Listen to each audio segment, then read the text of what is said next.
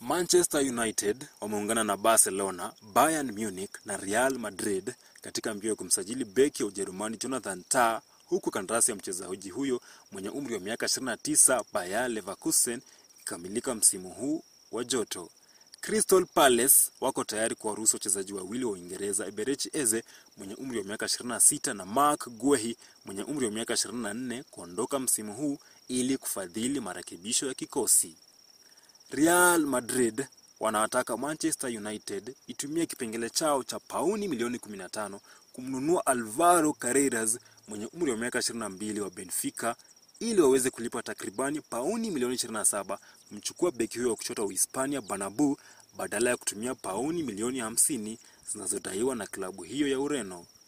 Bournemouth na Arsenal ni miongoni mwa klabu za Premier zinazomtaka kipa wa Espanyol Mhispania Joan Garcia mwenye umri wa miaka 23.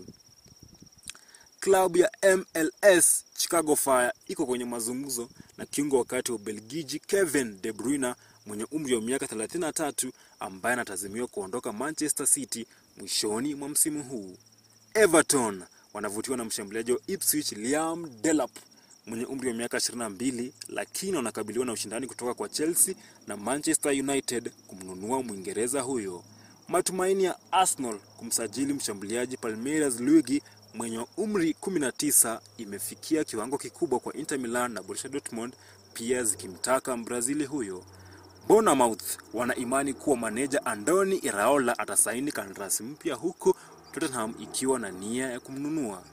Chelsea wameibuka kwa mstari wa mbele kuwania saini ya kiungo wakati wa Cameroon mwenye umri wa miaka 20 Laurent Arthur Avon, huku Como ikiwa kwenye mazungumzo na Manchester City kuhusu uwezekano wa kumpa mkataba wa kudumu kiungo wakati wa Argentina Maximo Perone mwenye umri wa miaka 22 ambaye ametumia msimu huu kwa mkopo katika klabu hiyo ya Serie A.